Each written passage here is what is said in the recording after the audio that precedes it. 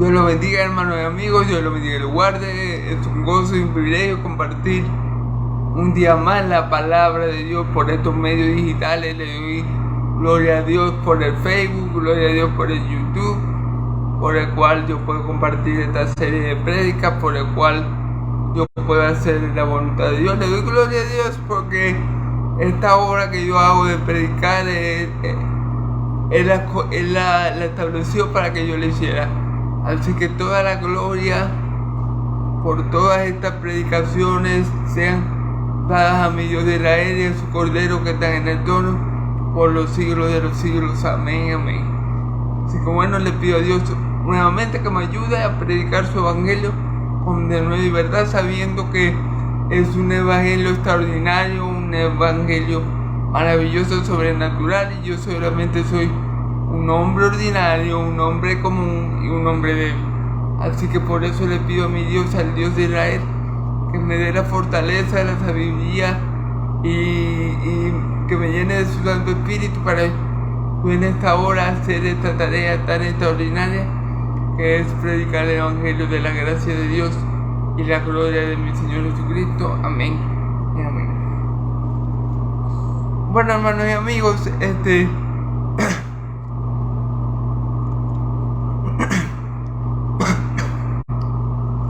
continuando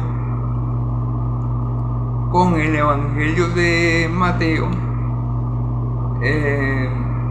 vamos a seguir con el capítulo 21. Recordemos que vimos la entrada triunfal de mi Señor Jesús a Jerusalén. Recordemos que mi Señor Jesús venía de pasar por Jericó. Después de salir de allí, encontró a 2 ciegos, los cuales fueron sanados por la misericordia de Cristo, ¿verdad? Y luego de eso, Él se acerca a Jerusalén. Pero antes de llegar allí a Jerusalén, Él le dice a sus discípulos que vayan y busquen una burra y un pollino de asna. En este evangelio es la burra y el pollino, pero en otro evangelio solamente hablan del pollino, de la cría de asna. Que busquen ese animal en una aldea que estaba cerca, pues, de allí de donde ellos estaban. Ellos antes de entrar en Jerusalén llegaron al monte de los olivos, ¿verdad? Y allí en la aldea, una aldea que estaba allí, buscaron estos animales de carga.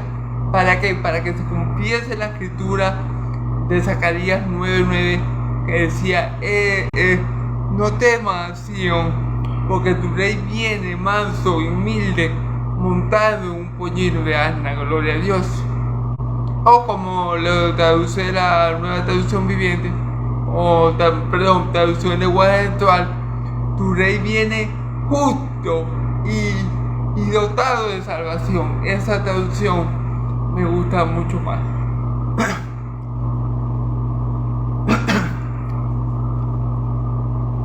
Justo porque Jesús no pecó. Jesús es el único hombre que ha pisado la faz de la tierra que no ha pecado. ¿Qué significa no pecar? Bueno, básicamente que Él fue santo de la cuna a la tumba. Es decir, Jesús nunca violó un mandamiento o un precepto del Dios Padre que lo envió. ¿Ok? Y por eso Él es el Cordero inmolado desde antes de la fundación del mundo para dar su vida en rescate por muchos. Y por eso dice la palabra que solo en Cristo hay salvación. No hay otro nombre debajo del cielo en el cual el hombre pueda ser salvo, solamente en el nombre de Jesús. Porque solo hay un mediador entre Dios y los hombres, Jesucristo hombre. Entonces, ya que mi Señor Jesús era justo, Él era el único sacrificio que el Padre iba a aceptar para justificarnos a nosotros. ¿Ok? Entonces me gusta mucho esta traducción cuando dice, tu rey viene justo y lleno de salvación. Claro, porque Cristo fue enviado a la tierra por el Padre para salvar a su pueblo de sus pecados. Por eso en hebreo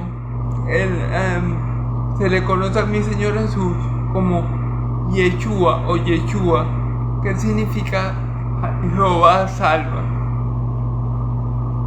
Eso es lo que significa el nombre de nuestro Señor en hebreo. Así que gloria a Dios, porque en Cristo hay salvación. Y pudimos ver la humildad que hay en mi Señor Jesucristo, que entró en un pollino de asna, en una cría de burro. ¿Para qué? Para cumplir lo que la Escritura decía sobre él. Y esto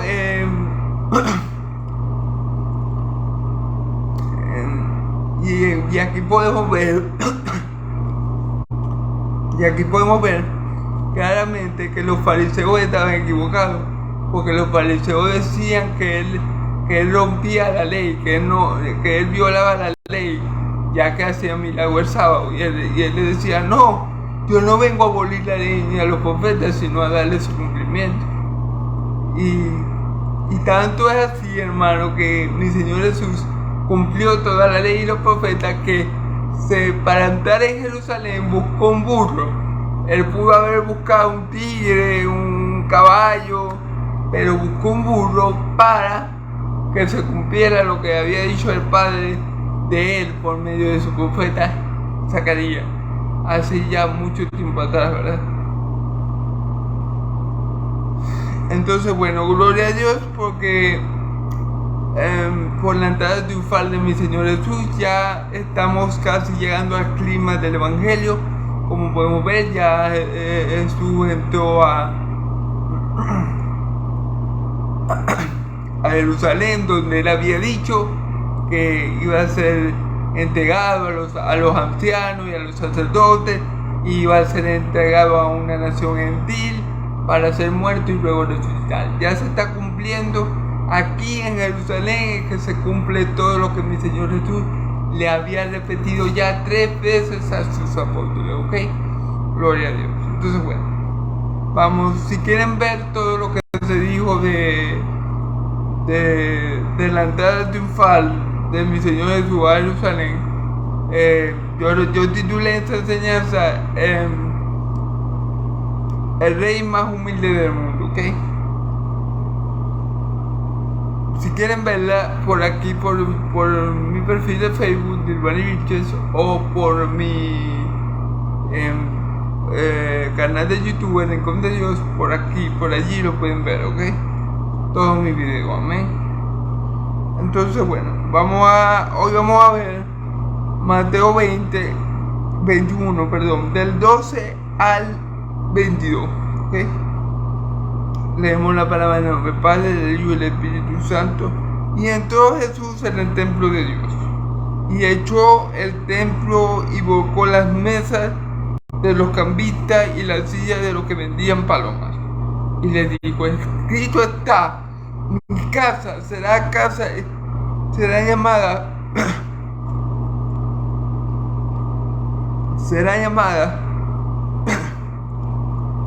mi casa de oración será llamada, mas vosotros la habéis hecho cueva de ladrones. Y vinieron al templo, y vinieron a él en el templo ciegos y cojos, y los sanó. Pero los principales sacerdotes y los escribas, viendo la maravilla que hacía, y a los muchachos aclamando en el templo, diciendo: Hosana, hijo de David, se indignaron y le dijeron: ¿oyes lo que estos dicen? Y Jesús le dijo: ¿nunca leíste de la boca de los niños y de los que amaban perfeccionaste las alabanzas? Y dejándolos salió fuera de la ciudad a Betania y posó allí. Ok, gloria a Dios, amén, alabanza a Dios. Ok.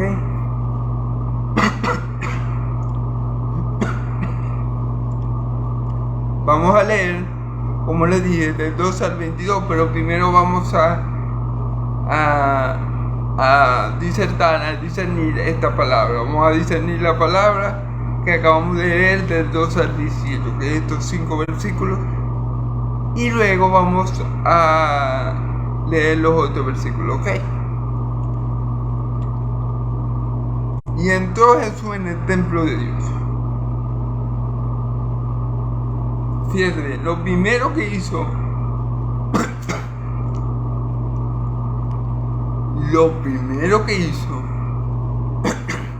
perdón, lo primero que hizo mi Señor y Salvador al entrar en Jerusalén, es decir, la tierra del gran rey, la ciudad de Dios, ¿verdad?, es visitar la casa de su Padre Celestial. Lo primero que hizo mi Señor Jesús fue visitar el templo de su Padre, la casa de su Padre. Y esto es algo muy especial, porque si nos vamos atrás, hermanos, luego de la caída de Adán y Eva, ¿verdad?, la presencia de Dios se apartó de los seres humanos. Luego Dios, que es bueno y misericordioso y lleno de gracia, en los días de Moisés, ¿verdad?, Él estableció una manera para poder nuevamente acercarse a su pueblo, ¿verdad?, y para que la presencia de Dios morara otra vez con su pueblo. Recordemos que desde el pecado de Adán y Eva, ¿verdad?, hubo la separación de Dios y del hombre a causa del pecado, ¿verdad? Y Dios ya no moraba con el hombre como lo hacía cuando Adán y Eva no habían pecado, que Dios estaba con ellos en el huerto, la presencia de Dios. Esa comunión se rompió por causa del pecado, pero Dios, que siempre logra lo que se propone, pero Dios que es misericordioso, pero Dios que es bueno, y Dios que es lleno de gracia y que nos ama, Él ideó un sistema para que primariamente su pueblo de Israel pudiera acercarse nuevamente a Él, y para que la presencia de Dios pudiera estar en medio de ellos, como lo estaba cuando Adán y Eva no había pecado.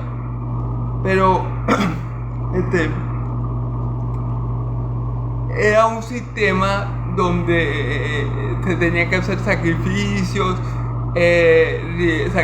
por la paz, por el pecado, en fin, una serie de requisitos o de normas que estableció Dios para que su pueblo, el pueblo de Israel, se mantuviera limpio, es decir, santo, y pudiera estar en la presencia de Dios, ¿verdad? Entonces, el templo significaba para Israel esa presencia de Dios en medio de ellos. El templo de Jerusalén significaba para el pueblo de Israel la presencia de Dios en medio de esa nación.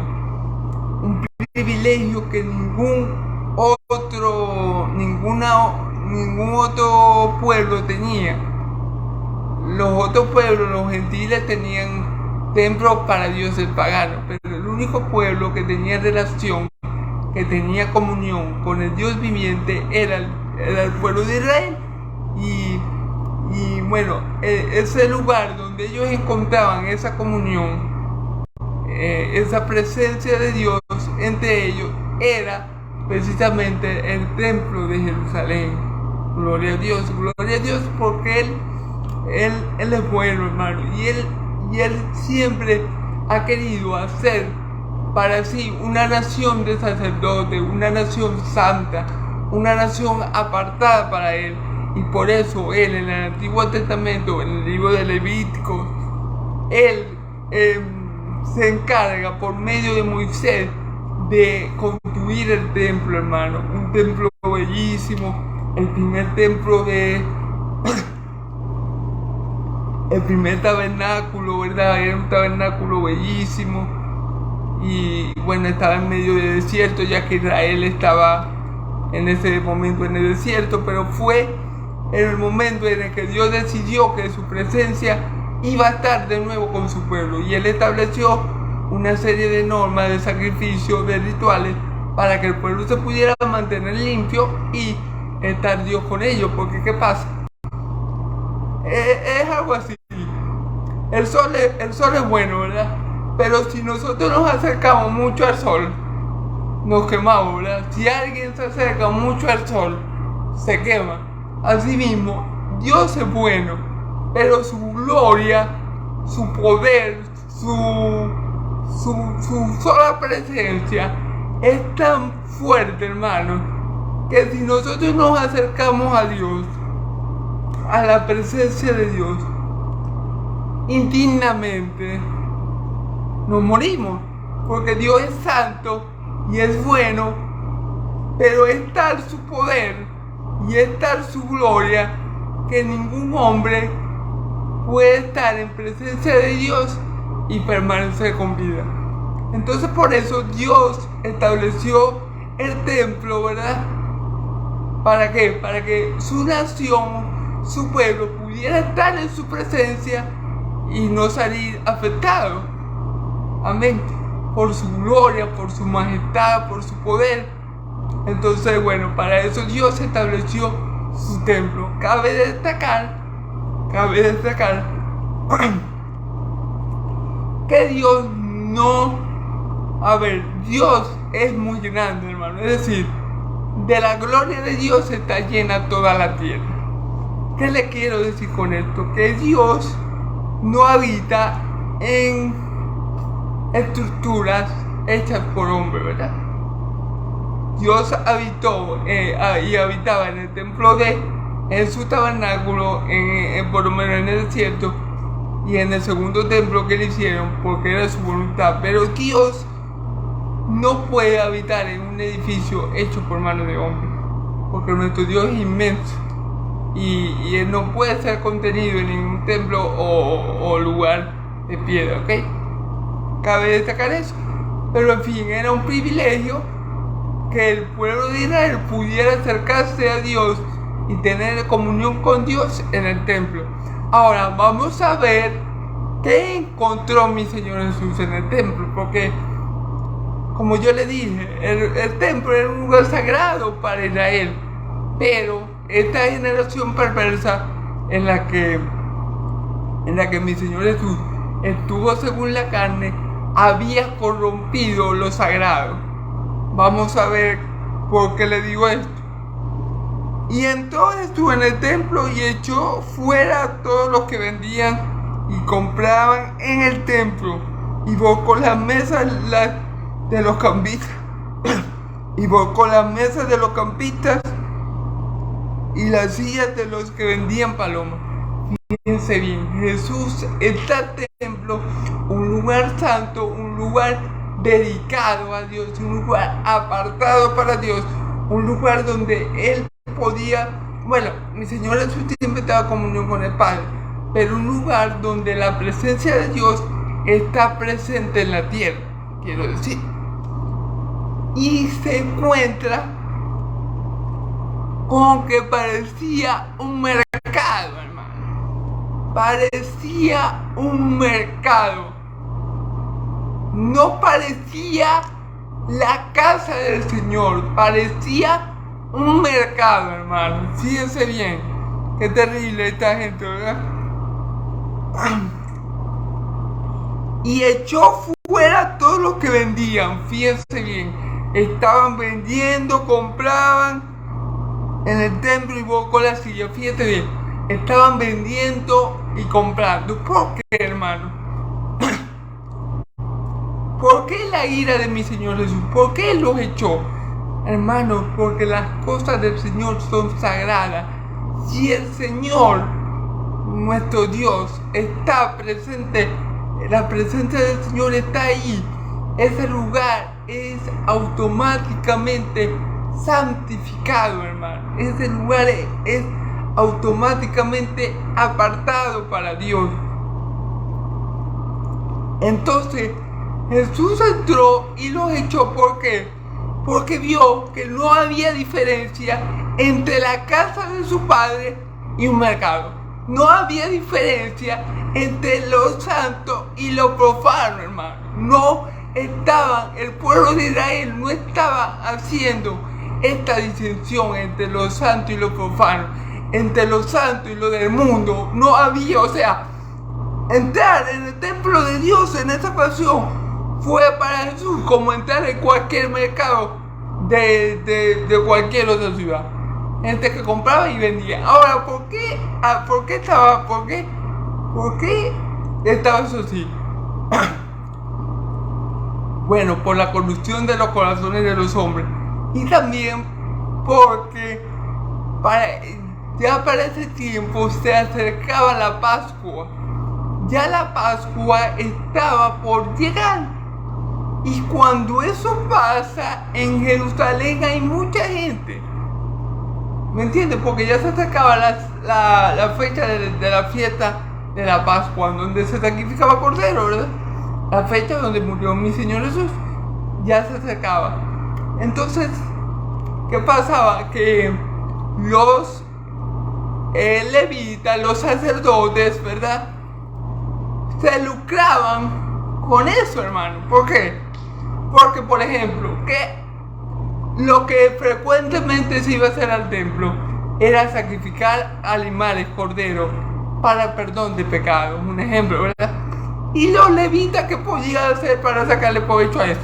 Bueno, ellos le vendían el cordero a la gente y se lo ponían caro. Yo me imagino que para la fiesta de la Pascua, un cordero sin mancha, como lo requería la ley, ¿verdad?, de Moisés, valía mucha plata.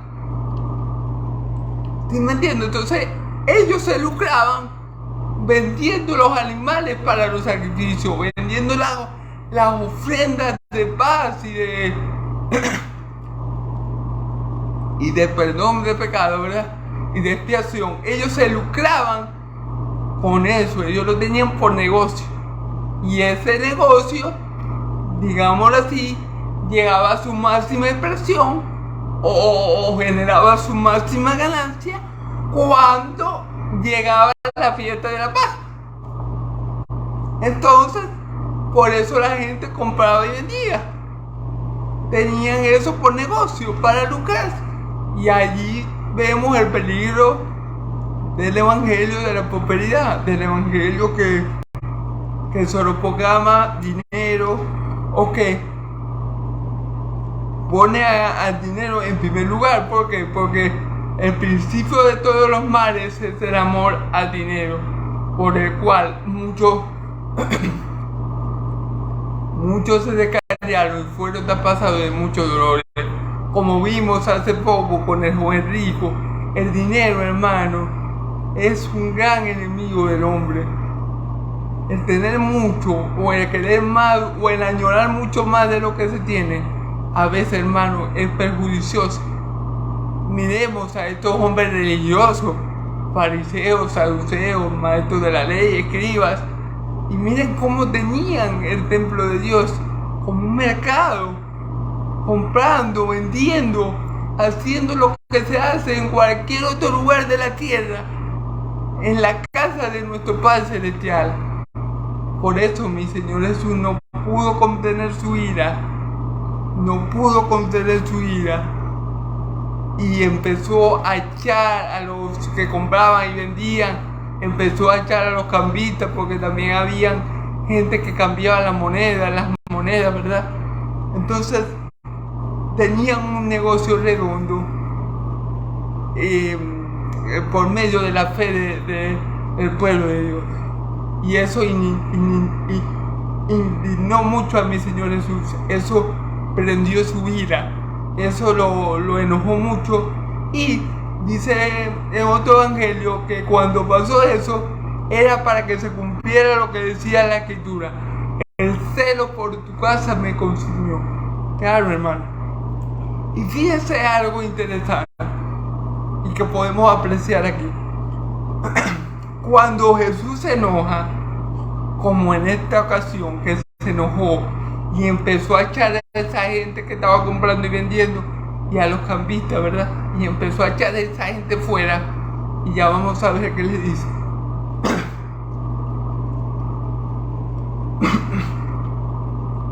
Él se enoja, ¿verdad? Él se aira. Pero hay algo que podemos apreciar. Cuando Jesús se aira, aún la ira de Jesús es santa. Es decir, cuando Jesús se aira, aún así cumple la voluntad de Dios. La ira de Jesús por las cosas de Dios lo lleva a cumplir la voluntad de Dios. es diferente a la ira del hombre. Cuando yo me airo por X y oye causa, que casi siempre son boberías, ¿verdad? O casi siempre.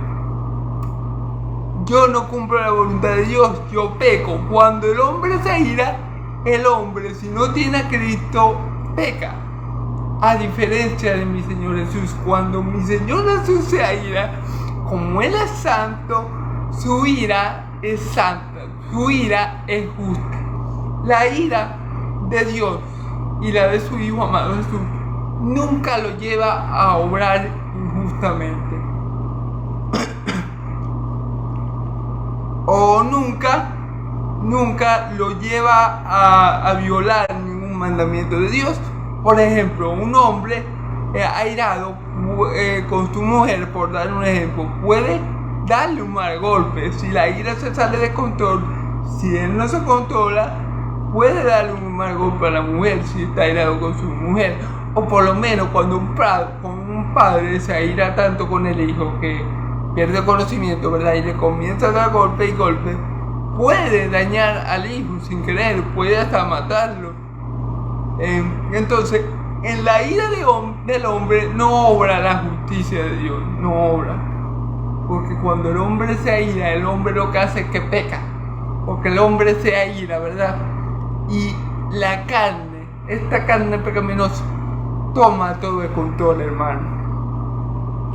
Y cada vez que la carne toma todo el mando, lo que hay es pecado, ¿ok? No puede haber santidad. En cambio, la ira de mi Señor Jesús es completamente diferente, porque es una ira santa, una ira por lo sagrado, una ira por lo que es de Dios.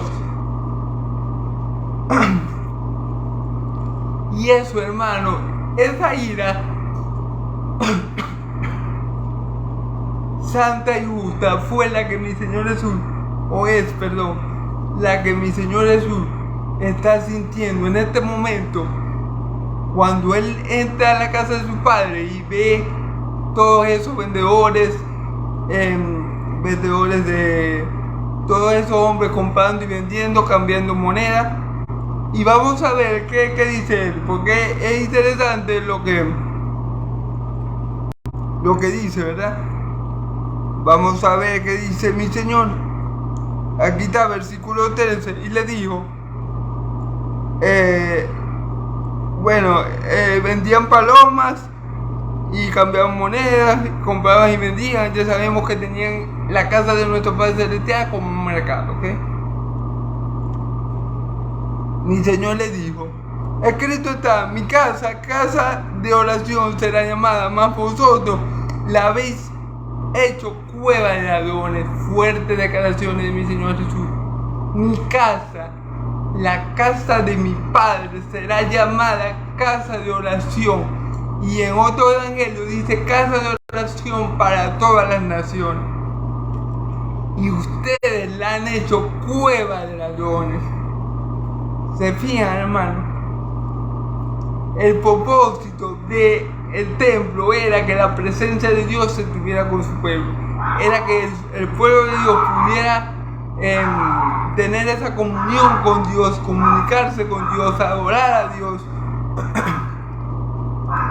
estar en la presencia de Dios. Para eso era el templo, ¿verdad? Pero los seres humanos o el pueblo de Israel había convertido eso en una cueva de ladrones. ¿Por qué, hermano? Porque seguramente allí lo que se hacía era eso. Se vendía un cordero en perfecto estado a un alto precio, porque estaban en el templo y por eso. Y también cuando era la Pascua, me imagino que los precios se elevaban, ¿verdad? Y costaban más un cordero en el tiempo de la Pascua que uno que no fuera en la fiesta de la Pascua. Entonces, por eso mi Señor Jesús le dice cueva de ladrones. Ustedes están haciendo mercadería de la fe. Ustedes están haciendo mercadería con las cosas sagradas. No se puede combinar lo santo con lo mundano. No se puede hacer, hermano. como dice mi Señor Jesús, al César lo que es del César y a Dios lo que es de Dios. Si ellos quieren hacer negocio, ustedes pueden hacer negocio, pero váyanse de mi templo. Mi templo no es para que parezca un mercado. Mi templo no es para que vendan todos los sacrificios. Mi templo no es para que ustedes se lucren. No, mi templo es para adorar al Padre, para tener comunión con el Padre, para ponerse a cuenta con el Padre. Pero ustedes están haciendo lo mundano en la casa de mi Padre. Entonces vemos la ira de mi Señor Jesús, la ira de Dios manifestada a través de mi Señor Jesús. Porque fue Dios el que también se iró cuando vio ese mercado. Porque fue Dios el que movió a mi Señor Jesús a echar fuera a esos compradores y a estos compradores y cambitas, los que vendían palomas. Es más, en uno de los evangelios, creo que no me acuerdo si era de Lucas, sí, creo que es de Lucas, dice la palabra que Jesús lo sacó fuerte al látigo. Imagínense la ira. Imagínense el enojo de nuestro Señor Jesús, que siempre vemos que era manso y humilde, que siempre vemos que no se enojaba. Pero en ese momento, hermano, Él tuvo un celo santo por las cosas de su Padre, un celo santo por las cosas del Padre que lo envió. Y para que se cumpliera la Escritura, Él se dejó llevar por esa ira santa y sacó y desalojó y echó a estos ladrones que estaban haciendo mercadería con las cosas santas, con lo sagrado, hermano. Por eso que el evangelio de la prosperidad es tan detestable, hermano, porque hace mercadería de la fe de la gente, hermano, hace mercadería de las personas, hermano. Son mercaderes de la fe. ¿Entiendes? Entonces por eso el evangelio de la prosperidad es tan contrario al evangelio de Cristo. Porque el evangelio no se centra en tener prosperidad, riqueza, abundancia material. El evangelio se centra en tener a Dios con nosotros, en nosotros y por nosotros. Porque lo más hermoso del evangelio precisamente es Dios. Lo más hermoso del evangelio es Jesús, aquel a que Dios envió. Eso es lo más hermoso y eso es lo que tenemos que tener en mente siempre. Dios con nosotros. De eso se trata el evangelio, de la relación que Dios quiso restablecer con su pueblo mediante Cristo Jesús, que es Cristo Jesús, es el templo del Dios viviente. Nosotros ahora que somos templo y morada del Espíritu Santo, somos templo del Dios viviente.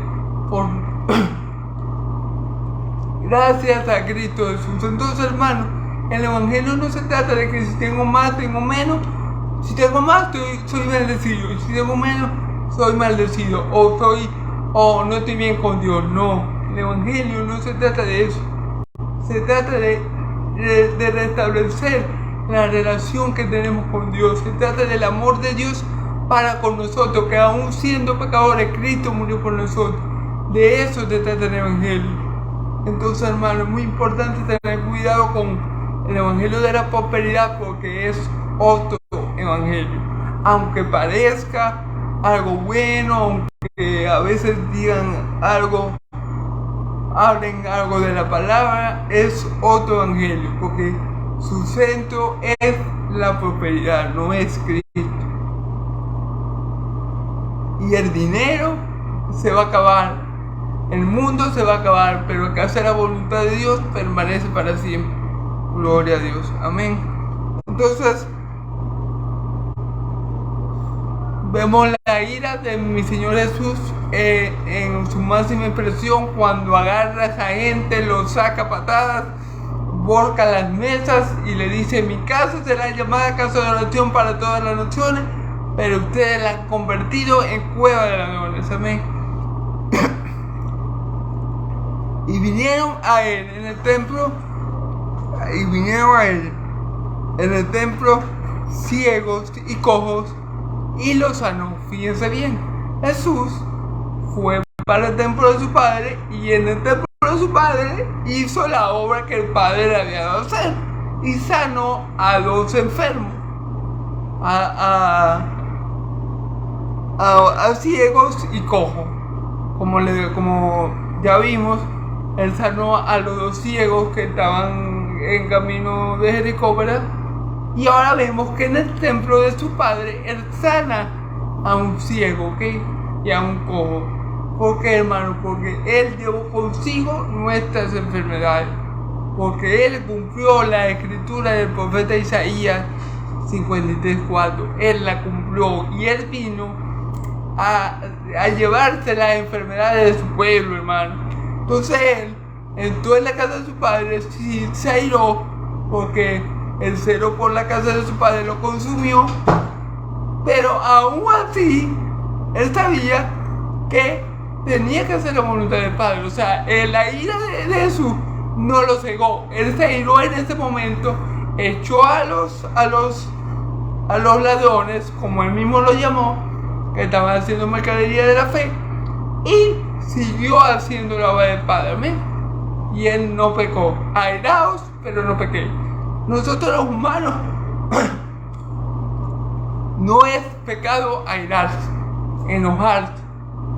Y nosotros como seres humanos, por estar en esta carne, vamos a hacerlo mucho, ¿verdad? Porque bueno, hay circunstancias que explotan nuestra ira, como en este caso explotaron la ira de mi Señor Jesús. Pero lo importante de cuando uno se enoja es no pecar. Y mi Señor Jesús no pecó, sino que hizo lo que era santo y lo que era justo y lo que Dios quería que se hiciera. Dios quería que Jesús limpiara, purificara su templo. Dios quería que Jesús purificara y limpiara su templo, ¿ok? Y eso fue lo que mi Señor Jesús hizo airado: purificar, limpiar el templo de su Padre Celestial. Y luego sanó a ciegos y a cojos. Podemos ver que mi Señor Jesús siempre hacía la voluntad del Padre que lo envió. No era casualidad que los ciegos estuvieran ahí, no era casualidad que los cojos estuvieran ahí. Ellos estaban ahí porque era voluntad de Dios que Jesús los sanara, ¿ok? Y siempre es bueno recalcar que hasta la manifestación hasta que mi Señor Jesús se manifestara según la carne, en Israel nunca se había dado la sanidad de un ciego, ¿ok?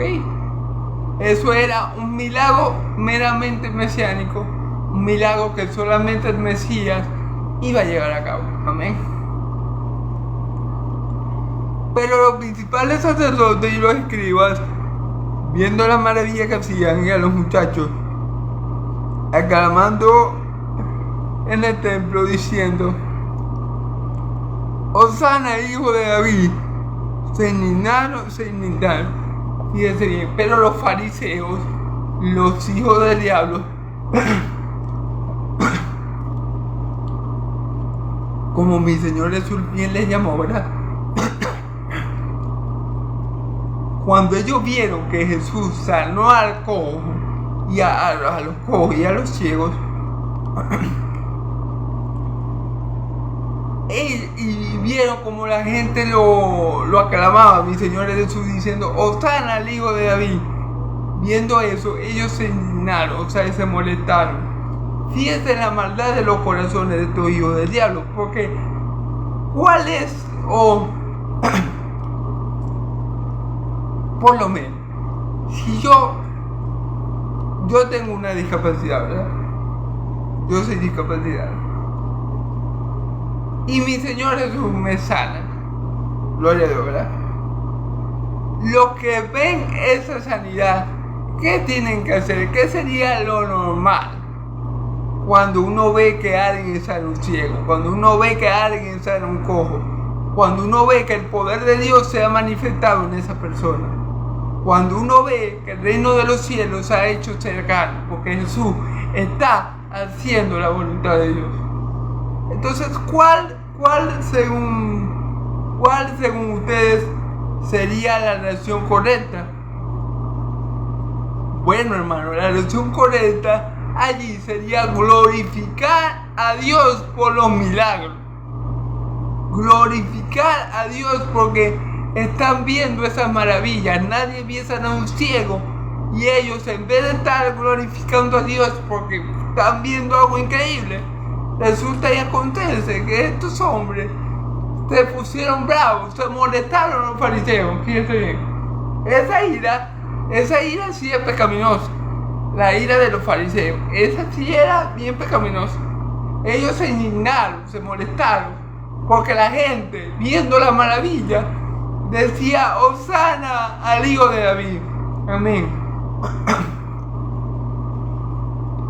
Pero, hermano, lo que la gente estaba diciendo era coherente con lo que ellos estaban viendo. A ver, ellos estaban viendo que Dios sanó a cojo y ciego mediante Jesús. Ellos estaban viendo el poder de Dios mediante esos milagros, ¿verdad? Ellos estaban viendo la manifestación del poder de Dios. Ellos estaban viendo que el reino de los cielos se había sacado por medio de esos milagros. Y obviamente lo que estaban diciendo: Hosana al hijo de David, salvación en el hijo de David, ¿verdad? Esa era la manera correcta de actuar. Ellos estaban alabando a Dios por estas maravillas que Dios había hecho mediante Jesús. Esa era la manera correcta, hermano. Eso es una alabanza genuina. Eso es lo que se tenía que hacer. Pero vemos a los hijos del diablo, es decir, a los fariseos, que en vez de unirse a ese clamor: Hosana al hijo de David, se indignaron. Fíjense bien, se molestaron porque se le estaba dando gloria a Dios, porque se le estaba dando gloria al Hijo de Dios.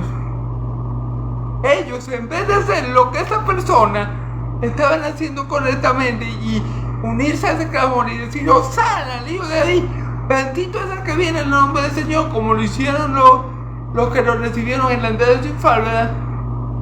No, ellos se indignaron, y vamos a ver por qué. Claro, se indignaron obviamente por la perversidad de su corazón, porque eran hijos de su padre el diablo. Porque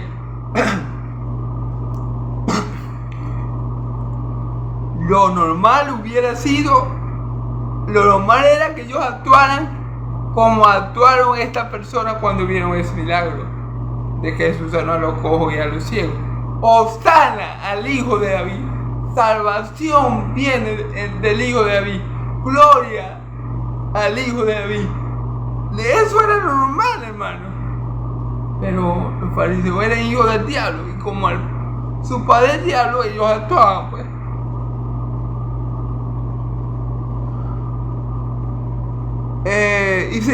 Y le dijeron: ¿oyes lo que estos dicen?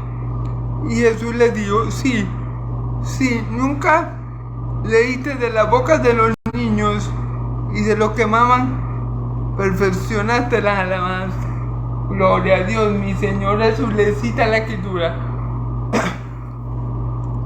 porque ellos le dicen: oye lo que dicen de ti. Y él le dice: sí, ¿no habéis leído en la Escritura que dice que de la boca de los niños y de los que maman, en la boca de los niños y de los que maman, perfeccionaste las alabanzas? Es decir, los que estaban glorificando a mi Señor, o los que estaban diciendo Hosana al hijo de David, los que estaban reconociendo a Jesús como el rey de los judíos, como el Mesías, como el que venía de Dios, ¿verdad? Posiblemente eran niños pequeños, posiblemente eran jóvenes de poca edad, y que dice mi Señor Jesús: sí, yo lo estoy escuchando. ¿No habéis oído, no leíste la Escritura que dice que de la boca de los pequeños y de los que maman salen alabanza perfecta. O sea, mi Señor Jesús le estaba diciendo, en pocas palabras, ese clamor, esa alabanza, esos dichos que salieron por la boca de esos jóvenes son totalmente verdad. Son alabanzas perfectas, son alabanzas movidas por Dios, son alabanzas espirituales. Ellos están alabando lo que tienen que alabar, y a que tienen que alabar a Dios de Israel y a aquel que le envió. Ustedes, fariseos, son los que están equivocados. Ustedes son los que están equivocados, porque maldad hay en su corazón. Por eso mi Señor Jesús dice que al hombre no perdón, que al hombre no lo contamina lo que entra al hombre lo contamina lo que sale del hombre, porque lo que sale del hombre viene de su corazón. Y eso que estos jóvenes estaban clamando, eso eran alabanzas perfectas, eso eran alabanzas espirituales, esa era la verdad, esa alabanza era movida por Dios. Pero esto que estaban haciendo los fariseos no eran movidos por Dios, eran movidos por el diablo. Entonces ahí tenemos un contraste de jóvenes que clamaron a ver el milagro, le dieron gloria a Dios por el Mesías, por el Rey de Israel que estaba allí y por la salvación que viene de él. Y vemos a los hijos del diablo que en vez de estar contentos y gozosos, le reclamaron a mi Señor Jesús. Mi Señor Jesús le dice: no, ustedes son los que no han oído, no han leído lo que dice la Escritura. De la boca de los pequeños y de los niños que maman sale la alabanza perfecta. En pocas palabras, ellos están haciendo lo bueno, lo correcto. Los que están equivocados son ustedes. Amén. Gloria a Dios. Y dejándolo, salió fuera de la ciudad a Betania y posó allí. Y se fue del templo, lo dejó allí con su molestia diabólica, ¿verdad? Y se fue de allí a Betania, ¿ok? Ahora vamos a ver versículos de 18 al 22. Por la mañana, volviendo a la ciudad, tuvo hambre. Y teniendo una higuera, versículo 19, y viendo una higuera cerca del camino, vino a ella y no halló nada en ella, sino hojas solamente. Le dijo: nunca más nazca de ti fruto. Y luego se secó la higuera. Viendo esto, los discípulos decían, maravillados, ¿cómo es que se secó enseguida la higuera?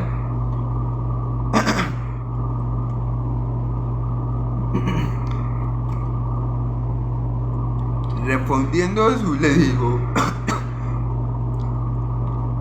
de cierto, digo que si tuvieras fe y no dudares, no solo harías esto de la higuera, sino si a este monte dijeres, quítate y échate en el mar, será hecho, y todo lo que pidieres en oración creyendo lo recibiréis. Amén, gloria a Dios. ¿Okay?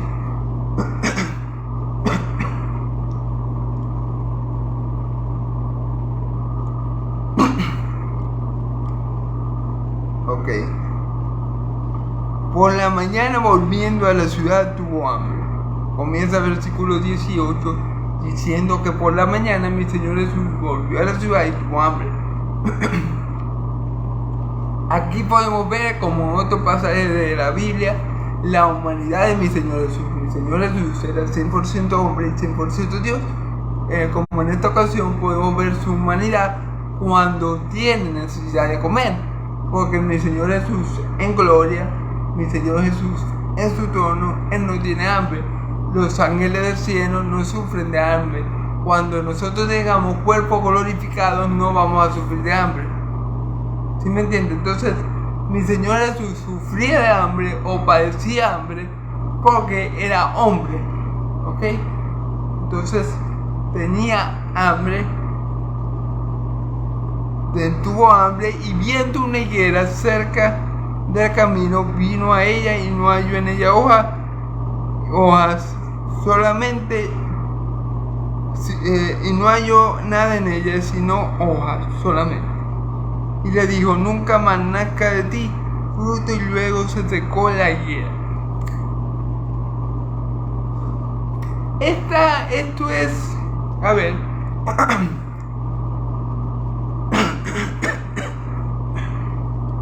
ok. ¿Qué quiere Dios enseñarnos con este pasaje? Mi Señor Jesús tuvo hambre. Él vio una higuera a lo lejos. Él vio que aparentemente ya esa higuera tenía que tener fruto. O sea, la higuera exteriormente aparentaba ya tener fruto. Pero cuando él llegó allí, no tenía ningún fruto, solamente hoja. Y él le dijo: nunca más nadie más coma de ti. Entonces, ¿qué pasa, hermano? ¿Cuál es la enseñanza espiritual aquí en este pasaje? Todo árbol que no dé fruto será cortado y echado al fuego. Todo árbol que no dé fruto será maldito por Dios. Mira, hermano, Israel, vamos a poner de esta manera. Israel es la higuera. Israel es la higuera. Israel, en ese tiempo que mi Señor Jesús vino, en la visitación de mi Señor Jesús, Israel ya tenía que haber dado muchos frutos. Pero Israel solamente aparentaba tener fruto.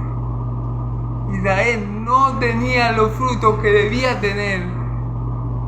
Claro, muchos de Israel sí creyeron en mi Señor Jesús, muchos lo recibieron, sus apóstoles, las mujeres que lo seguían. Bueno, muchos sí lo recibieron, gloria a Dios, ¿verdad? Porque Dios vino a salvar a su pueblo de sus pecados. Pero Israel simboliza esa higuera que ya debería estar full de fruto, pero que lastimosamente solo tiene apariencia de tener fruto, pero no lo tiene, hermano. Y todo árbol que no dé fruto, ¿qué dice la palabra? ¿Qué dice Juan el Bautista? Todo árbol que no dé fruto será cortado y echado al fuego. El hacha está puesta, y todo árbol que no dé fruto será cortado, hermano. Como dice mi Señor Jesús: yo soy la vid verdadera y el Padre es el que me la cultiva. Si la rama da fruto, será limpiada, ¿verdad? Para que dé más fruto, pero si no da fruto, será cortada.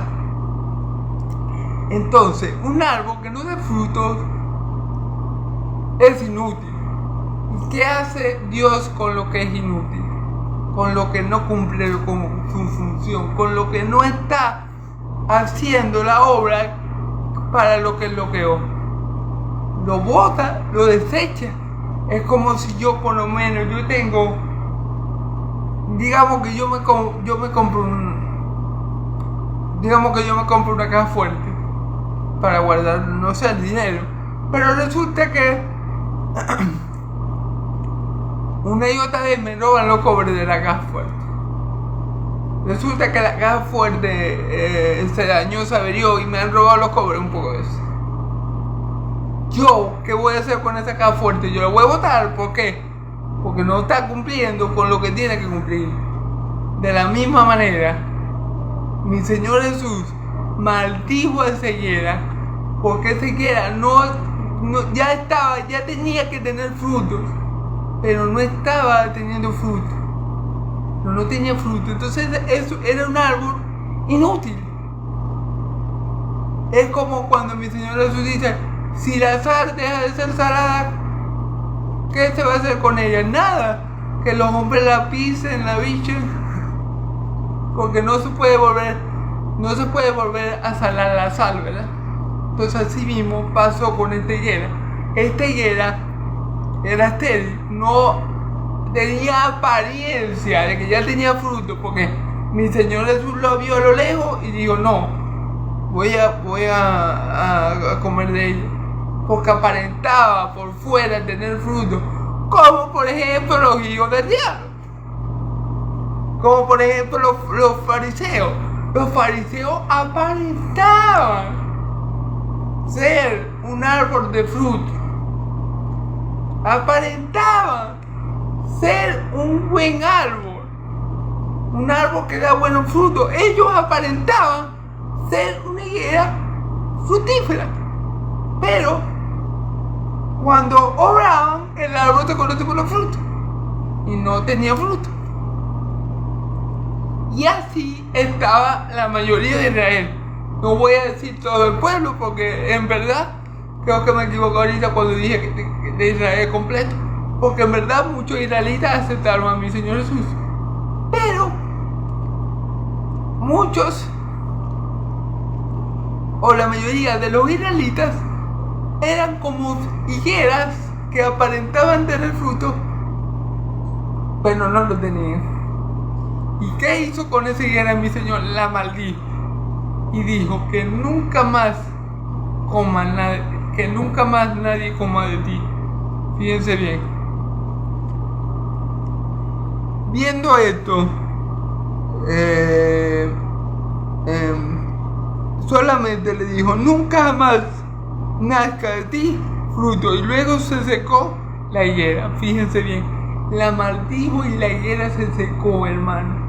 Y todo aquel que no dé fruto será cortado y echado al fuego, hermano. Todo aquel que no dé fruto va a experimentar maldición, porque va a estar en el infierno toda la eternidad, hermano. Los fariseos, hijos del diablo, ellos aparentaban ser una higuera con fruto, pero era una higuera estéril. Pero eran árboles sin fruto, hermano. Sin fruto, o bueno, o con frutos malos también se puede decir. Entonces, claro, como no estaban cumpliendo con el propósito para el cual Dios lo creó, al igual que este árbol no está cumpliendo con el propósito que Dios lo creó, porque Dios creó todo árbol ¿para qué? Para que el hombre comiera. Cuando Dios creó todas las cosas, ¿verdad? Dios puso a Adán y Eva en el huerto y le dio a comer de todo árbol del huerto. Quiere decir que los árboles tenían como un propósito que el hombre se alimentara y se sustentara de ellos. Como este árbol no está cumpliendo con ese propósito para el cual Dios lo creó, entonces Jesús lo maldijo. Así mismo pasa con la persona. Por lo menos, tomo de ejemplo tal vez a los hijos del diablo, los fariseos.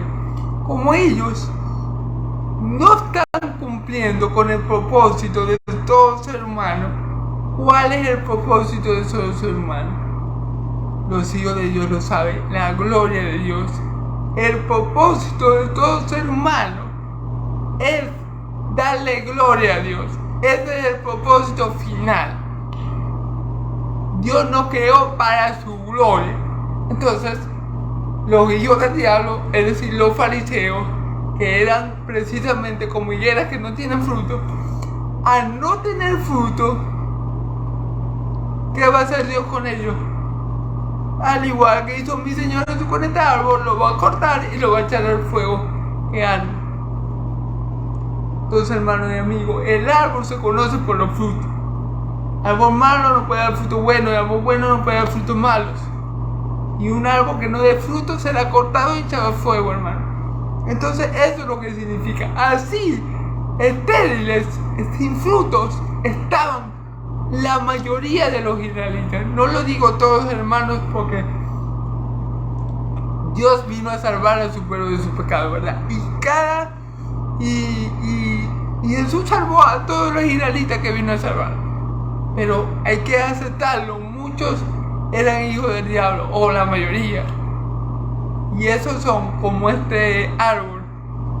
Representan a personas como este árbol, se representan en este árbol.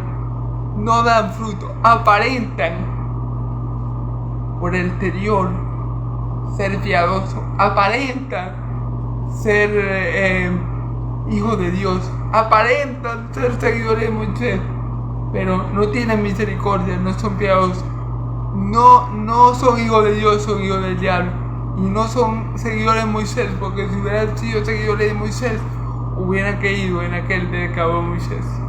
Entonces, hermanos, esto que mi Señor Jesús hizo aquí es algo como simbólico, es espiritualmente, hermano. Esto es lo que le va a pasar a todos aquellos israelitas, a todos aquellos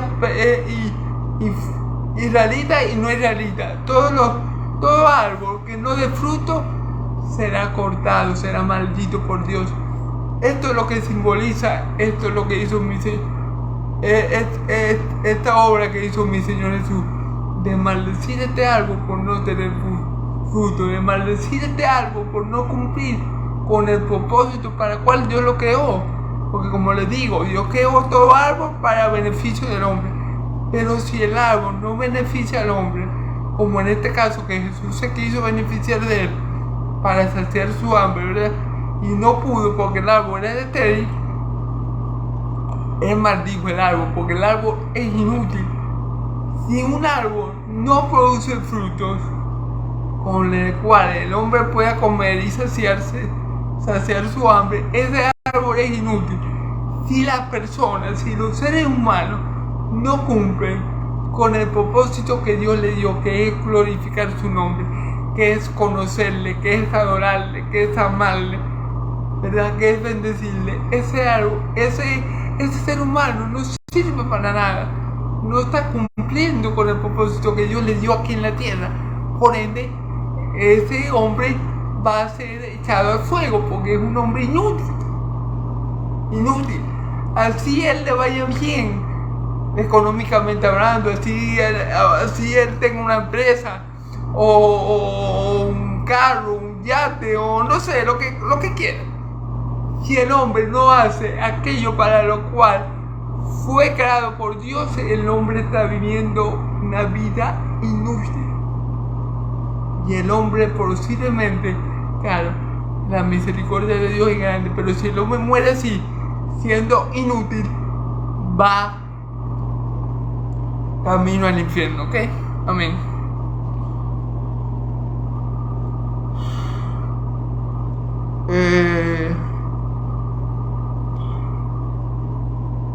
Y viendo esto, los discípulos se maravillaron. ¿Cómo es que se secó la higuera? Respondiendo, le digo, de cierto digo, que si tuvieras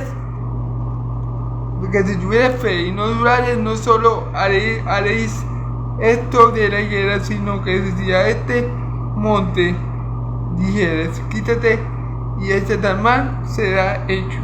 Ok.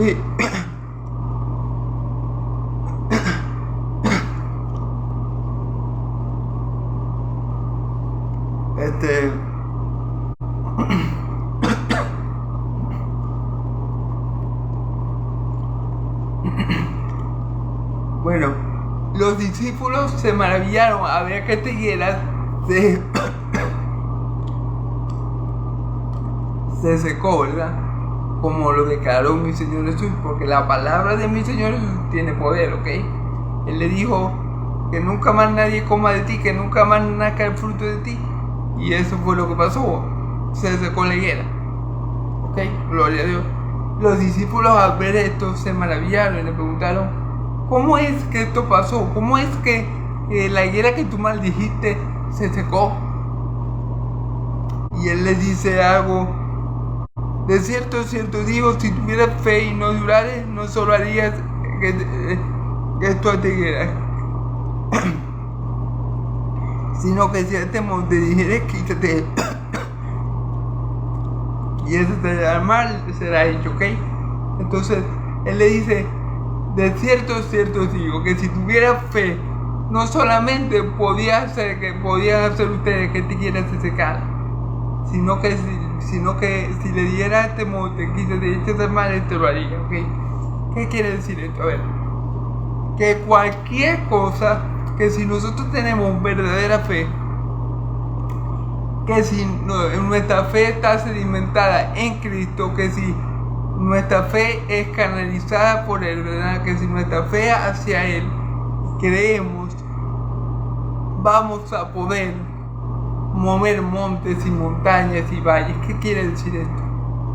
Que vamos a poder resolver cualquier problema, cualquier dificultad, cualquier obstáculo. Si tenemos fe, si tuviéramos un poquito de fe, si tuviéramos fe, ningún problema se nos va, ningún problema, sin importar el tamaño, nos va a detener, nos va a obstaculizar, nos va a impedir que hagamos que nos vaya bien. Si tuviéramos fe, hermano, cualquiera que fuera la situación, sea cual sea la situación, el enemigo, el mal tiempo que estemos atravesando, todo lo que estemos afrontando, sea del tamaño que sea, si nosotros tenemos fe, vamos a poder superar este obstáculo, vamos a poder superar esa prueba, vamos a poder vencer a nuestros enemigos, porque nadie es más grande que el Dios que está con nosotros, y para que cree todo es posible. Mayor es que está en nosotros que está en el mundo. Así que si tenemos fe, cosas grandes haremos. Fíjense, por ejemplo, en el Antiguo Testamento, Moisés, en el Mar Rojo, delante, Faraón con todo su caballo y carro atrás, y Dios que le dice a Moisés, pon tu báculo en el agua. Moisés pudo haber dudado y dice, Señor, pero no estoy viendo que no van a caballo. Pero Moisés no dijo eso.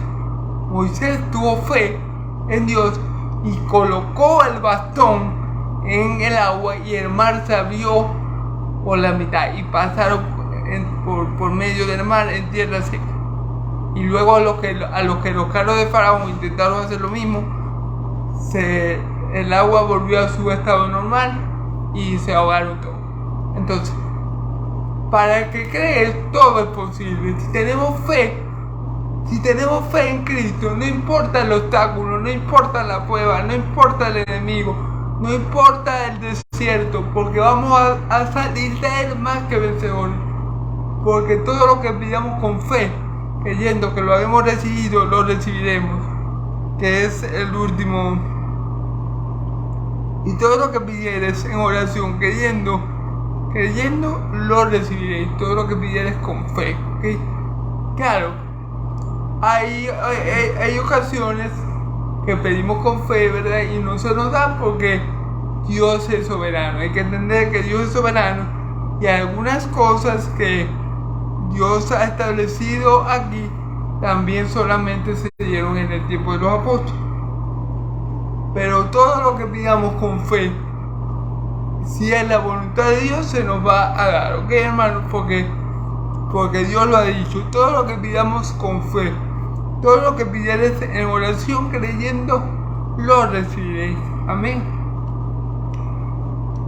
Recordemos, por ejemplo, cuando los apóstoles no pudieron echarle demonios fuera, ¿verdad? Un demonio que hacía que el hombre se echara al fuego y al agua, ¿verdad? Que tenía al hijo de un hombre lunático, loco. Los apóstoles no pudieron sanarlo. ¿Por qué? Por falta de fe. Por su poca fe. Amén. Entonces, muchas veces, en ocasiones, tal vez pedimos, pero no pedimos con la suficiente fe. Y por eso no vemos la bendición de Dios.